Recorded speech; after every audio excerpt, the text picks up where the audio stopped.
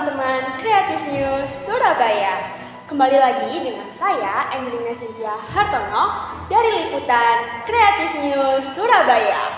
Pada kesempatan yang berbahagia kali ini, aku akan membawakan beberapa berita yang menarik untuk kalian. Ingin tahu beritanya? Nah, berita pertama datang dari suatu wilayah, yaitu karena adanya peresmian Balai RW Kelurahan Pucang Sewu, Kecamatan Gubeng, yang langsung didatangkan oleh Wali Kota Surabaya. Siapakah itu? Iya, Bapak Eri Cahyadi. Ingin tahu seberapa ramai dan serunya? Mari kita bersama-sama simak liputannya. Nah teman-teman, tepatnya pada tanggal 7 September 2023, Bapak Eri Cahyadi selaku Wali Kota Surabaya melakukan peresmian Balai RW di Kelurahan Pucang Sewu, Kecamatan Gubeng. Balai RW sendiri dibangun dengan tujuan agar digunakan sebagai tempat berkumpulnya warga dalam beraktivitas dan membangun tali persaudaraan. Tidak hanya sampai situ saja, karena di sini juga memperhatikan peran Puspaga sendiri. Oke teman-teman Kreatif News, sekarang kita bersama Pak Eri nih. Halo Pak Eri. Halo. Selamat malam. Sehat semua ya? Iya. Saya mau tanya-tanya dikit nih Pak. Ya. Pertama, apa aja sih yang lagi dibenerin sama Pemkot Surabaya Pak?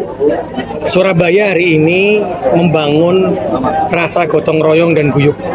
Karena itu Surabaya, pemerintah kota dan RW, RT dan seluruh kader ya di masyarakat, kita membangun Balai RW, meresmikan Balai RW. Tapi Balai RW ini diresmikan bukan berdirinya Balai RW, tapi fungsinya. Kita mulai hari ini kita letakkan batu fondasi agar Balai RW ini menjadi tempat sinau bareng, setelah itu ngaji bareng, setelah itu tempat untuk puspaga dan tempat berkumpulnya warga. Insya Allah kalau Balai RW itu bergerak, berjalan, maka tidak akan ada kemiskinan, tidak ada putus sekolah, tidak ada stunting. Itu kekuatan RW. Bapak kan sudah mulai menjalankan program Puspaga nih Pak. Ya. Kalau dari program Puspaga itu sudah ada dampaknya belum ya kira-kira? Jadi alhamdulillah dari puspaga yang sudah ada mulai terlihat ya, terasa. Karena orang tua ini kadang lupa. Orang tua itu kalau anaknya nggak bener atau nakal itu kadang-kadang langsung marah ya kan? Iya betul. Kamu nakal, jewer, nggak boleh. Tapi orang tua harus bisa mengatakan, melihat putranya nakal ini atau putranya itu karena apa? Mungkin cari perhatian orang tuanya, kurang kasih sayang, sehingga pusat pendidikan keluarga ini adalah membentuk karakter orang tua, bagaimana membangun karakter putra putrinya itu menjadi karakter yang kuat, yang handal. Karena kalau apalagi kalau masih kecil, yang otaknya ini karena katanya sarafnya otak itu kan banyak. Kalau orang tua itu, bentak gitu, ini sarafnya terputus ini, memo ininya. Akhirnya dia nanti gedenya juga jadi kurang luar biasa. Karena itulah fungsinya Puspaga ini untuk mendidik orang tua, juga mendekatkan antara warga, juga antara anak dengan keluarganya. Itu dampaknya sudah luar biasa, sudah mulai jalan. Oke, semoga nanti geng motor hilang di Surabaya karena adanya Puspaga. Ya. Terakhir Pak, harapan buat arek-arek Surabaya apa Pak? Arek-arek Surabaya, pemuda-pemuda Surabaya harus berani bergerak, harus berani mengikuti kegiatan-kegiatan yang ada di RW-nya masing-masing. Karena Indonesia tidak akan pernah merdeka, Indonesia tidak akan pernah ada proklamasi kalau tidak ada pemuda-pemuda waktu itu udah ada di Rengas Dengklok. Tahu ceritanya kan? Iya, iya. Berarti hari ini Surabaya tidak akan pernah menjadi kota yang makmur, Surabaya tidak akan pernah menjadi kota yang bahagia kalau pemudanya tidak pernah keluar, tidak pernah hadir menjadi bagian dari kota Surabaya. Jadi para pemuda keluar, ikuti kegiatan di RW, bangun Surabaya dengan kekuatan pemuda. Menurut Bapak gimana nih acara malam ini? Alhamdulillah sukses ya, karena gongnya itu adalah Pak Wali datang. Iya betul. Ya, Pak Wali datang ini menjadikan semuanya barengan, jadi lebih guyup ya, lebih guyup, sehingga apa yang diharapkan oleh Pak Wali bahwa Balai RW itu menjadi pusat keguyupan warga dalam kegiatan apapun. Fungsinya di sini itu hanya dipakai untuk pertemuan warga. Yang pertama, pelayanan adminduk dari kelurahan itu di sini, dipindahkan di sini. Yang ketiga adalah kegiatan warga seperti arisan dan sebagainya itu di sini. Terus ada lagi tempat untuk senam, dan senam. Sini lingkungannya tuh bermacam-macam. Jadi tidak homogen tapi heterogen, baik dari sisi agama, dari suku dan sebagainya, heterogen benar. Kembangan dan pergerakan kader Surabaya ini sudah sejauh apa, Pak? Kader Surabaya berarti bentukan daripada Bapak Wali Kota Surabaya untuk membantu daripada tugas-tugas pokok pemerintahan terkhusus untuk mensejahterakan masyarakat, khususnya untuk membantu dari kader-kader yang sebelumnya itu jadikan satu menjadi kader Surabaya hebat untuk menjadikan masyarakat ini mendapatkan keadilan dalam kesejahteraan sosial. Seperti apa support dari kelurahan dalam pelayanan masyarakat di Balai RW ini setelah direnovasi? Kami Satrasnya, internetnya ada di situ, dan kami tiap hari Senin sampai Jumat ada pelayanan di Balai RW. Petugas kami ada di Balai RW 1 sampai dengan 8, dan ada kegiatan, ada puspaga, ada sinau ngaji bareng. Di situ kita berkolaborasi mengentaskan di selain gamis juga stunting. Stunting kita hanya 2. Satu sudah hampir lulus dan satunya karena ada penyakit bawaan, tapi sudah bisa diturunkan, Mbak. Penuntasan seperti apa sih sampai bisa serendah itu sekarang angka stuntingnya? Kami berkolaborasi dengan Puskesmas, dengan CSR, bahwa kita tidak bisa menangani sendiri dengan penurunan stunting. Kami mencari CSR atau Bapak Aso dan posyandu keliling. Kita yang mendatangi, bukan anaknya itu yang ke kami, tapi kami yang mendatangi. Jadi kita tiap bulan itu monitor perkembangan anak tersebut, dan ada support juga bantuan dari PKK Kota berupa telur sama susu.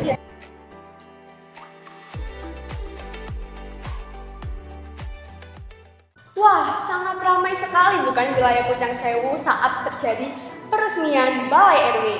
Nah, berita kedua juga tidak kalah jauh sih dari berita pertama, karena sama-sama melakukan peresmian, cuman beda wilayah aja sih ini. Dimana berita kedua ini yaitu peresmian di Kelurahan Kertajaya, Kecamatan Gubeng, yang juga langsung didatangkan oleh Bapak Eri Cahyadi. Ingin tahu serunya bagaimana? Check it out! Selanjutnya, Bapak Eri Cahyadi selaku Wali Kota Surabaya juga telah melakukan peresmian Balai RW Sekelurahan Kertajaya, Kecamatan Gubeng, dan serah terima kunci Rutilahu. Kerennya lagi, dalam acara peresmian ini terdapat UMKM yang memanfaatkan kegiatan ini loh. Nah, kru kita kali ini juga akan bertanya mengenai adanya Karang Taruna di setiap wilayah, pemberian beasiswa untuk warga menengah ke bawah, dan adanya stunting di kota Surabaya. Sekarang kita kembali bersama Pak Eri Cahyadi nih guys. Selamat sore Bapak. Sore untuk kreatif semuanya luar biasa. Siap, Bapak saya hari ini mau tanya-tanya lagi nih Pak. Oke, tanya apa? Tanya UMKM. Ini ada UMKM yang enak nih, beras kencur. Boleh. Enak ya. Bapak suka nggak sama beras kencur ini ngomong-ngomong? Ini rasanya enak loh. Ini saya yang kedua ini. Siap. Rasanya enak banget. Apa saja kegiatan pemerintah Surabaya terkait Karang Taruna yang sedang digalakkan di Surabaya ini, Pak? Gimana, Pak? Sekarang ada pemilihan Duta Karang Taruna. Us, Di setiap RT itu minimal mengirimkan 3. 3. Kalau ada 9.000 RT, maka insya Allah ada 27.000. Inilah yang nanti setelah terpilih maka menjadi agen-agen perubahan di masing-masing tempatnya yang akan kita latih, kita akan jadikan satu sehingga nanti akan melakukan perubahan-perubahan di RT-nya. Saya yakin dengan anak-anak muda maka Surabaya akan berubah jadi hebat. Sekarang Pemkot ini sedang ada yang namanya program KIP ya Pak. Ya. Menurutnya Bapak KIP itu sudah merata atau belum ya Pak? Kalau di pemerintah kota itu, KIP itu bukan programnya pemerintah kota, tapi pemerintah pusat. Kalau di pemerintah kota itu ada Bismart yang namanya beasiswa, tapi itu diperuntukkan untuk keluarga miskin dan keluarga pramiskin. Kalau sudah masuk daftar keluarga miskin dan pramiskin, maka kita berikan bantuan beasiswa. Siapa yang menentukan masuk keluarga miskin dan pramiskin? Itu yang menentukan adalah RT, RW dengan perwakilan warga di RT itu ditandatangani oleh lurah dan camat. Agar apa? Agar tidak salah sasaran. Karena itu kita melibatkan RT sama RW. Ya. Berarti harus ada surat keterangan khusus ya Pak? Ya, karena KIP itu bukan pemerintah kota, tapi pemerintah pusat. Nanti diusulkan di sana. Upaya pemerintah tentang stunting di kota Surabaya ini gimana Pak? Stunting kita akan lakukan sampai zero stunting. Pemerintah kota Surabaya ini sangat luar biasa, RT RW-nya, sangat luar biasa LPMK-nya, sangat luar biasa kader Surabaya hebatnya, sangat luar biasa kader PKK-nya. Karena stunting kita di tahun 2021 itu 28,9, di tahun 2022 stunting di Surabaya itu menjadi 4,8%, paling rendah se-Indonesia. Ini karena apa? Karena tadi RT, RW, LPMK, kader PKK, kader Surabaya hebat yang luar biasa ikut membantu pemerintah kota, stuntingnya jadi turun. Bagaimana tanggapan Bapak tentang program pemerintah seperti Puskarga, Kota Surabaya, dan lain-lain? Itu merupakan program yang sangat bagus sekali. Selama untuk keluarga ya, keluarga, bagaimana penting wisata alam itu cukup bagus sekali di negara ini. Dan menurut saya itu masih berjalan. Setelah direnovasi nih, apakah fungsi dari Balai RW ini sudah ditingkatkan lagi selain dari menjalankan program-program dari pemerintah? Salah satunya yang akan kita tambah di sini itu terkait masalah peningkatan ekonomi warga. Jadi kita kembangkan UMKM supaya mereka bisa ada tambahan hasil dalam kehidupan mereka sehari-hari. Wah, sangat luar biasa sekali bukan antusias dari masyarakat sekitar dan Bapak Eri Cahyadi dalam melakukan peresmian Balai RW. Nah teman-teman, kita akan masuk ke berita ketiga di mana berita ini datang dari SMA Dapena 1 Surabaya. Jadi salah satu kru kita nanti akan bertanya-tanya nih kepada salah satu guru DKV seputar tentang apa sih ketertarikan dari anak muda mengenai dunia desain komunikasi visual. Ingin tahu apa tanggapannya? Mari kita bersama-sama simak liputannya. Nah, ternyata di SMA Dapena 1 Surabaya telah menyediakan salah satu ekstrakurikuler yang sangat menarik, yaitu DKV. Siapa nih yang belum tahu? Halo teman-teman Kreatif News Surabaya, kembali lagi nih dengan saya Niko, dan kali ini saya akan bertanya-tanya dengan salah satu guru ekskul di SMA Dapena 1 Surabaya, yaitu guru DKV. Wah guys, ada gurunya guys, langsung aja guys kita tanya nih. Gimana sih Pak awal ceritanya nih, kok bisa sih tertarik di dunia desain komunikasi visual ini? Awal ceritanya dulu, aku suka gambar dari kecil. Yang bikin aku tertarik awalnya itu karena dulu ada serial anime One Piece. Aku suka salah satu karakternya itu, aku gambar, kok bisa. Akhirnya dari situ aku tertarik menggambar dan beruntungnya aku bisa masuk salah satu universitas yang ada di kafenya, yaitu Universitas Negeri. Apa aja sih tantangan terus hal-hal yang harus kita hadapi nih ketika kita masuk di dunia DKV? Oke, yang pertama itu kalian harus tertarik dulu sebelum belajar tentang DKV. Kalau sudah tertarik, baru nanti kalian harus disiplin dan tekun dalam belajar. Ini tidak hanya berlaku untuk DKV, tapi untuk semua bidang ilmu yang akan kalian belajar. Kira-kira antusiasme dari generasi Z sekarang nih terhadap dunia DKV ini kayak gimana sih? Oke, saat ini DKV itu lagi booming-boomingnya. Terbukti dari jumlah pendaftar yang masuk jurusan DKV di semua sekolah itu lagi banyak-banyaknya. Kemudian juga dari universitas itu juga berlomba-lomba untuk membuat jurusan baru, yaitu jurusan DKV. Kenapa bisa sebanyak itu? Karena semua media saat ini sudah bebas. Jadi semua media yang ada itu adalah produk dari DKV, makanya banyak yang DKV. Kalau kita pelajari soal DKV nih, skill apa sih yang kita dapatkan setelahnya? Oke, tadi kita udah singgung ya tentang media-media yang ada. Ya. Nah, semua media atau semua hal yang berkaitan dengan desain, kemudian fotografi dan videografi itu dipelajari di DKV. Jadi semua skill yang ada di dalam atau yang melingkupi ketika hal tersebut akan kalian dapatkan. Untuk seluruh siswa SMA KPK 1 Surabaya, selamat belajar dan semoga sukses untuk kalian semua. Wah, sangat menarik sekali bukan tanggapan dari guru DKV tersebut. Oke teman-teman, aku rasa sekian dari liputan kali ini. Mohon maaf jika ada salah kata.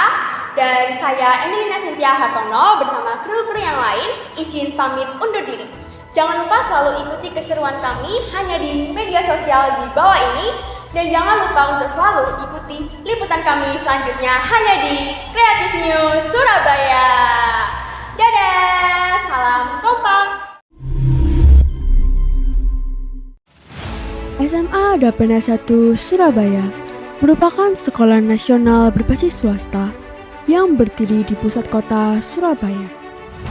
Sekolah kami memiliki banyak fasilitas, sarana, dan prasarana yang dapat digunakan siswa-siswi dalam mendukung jalannya kegiatan proses belajar mengajar, sehingga siswa-siswi dapat mengembangkan potensi diri mereka dengan fasilitas yang telah disediakan.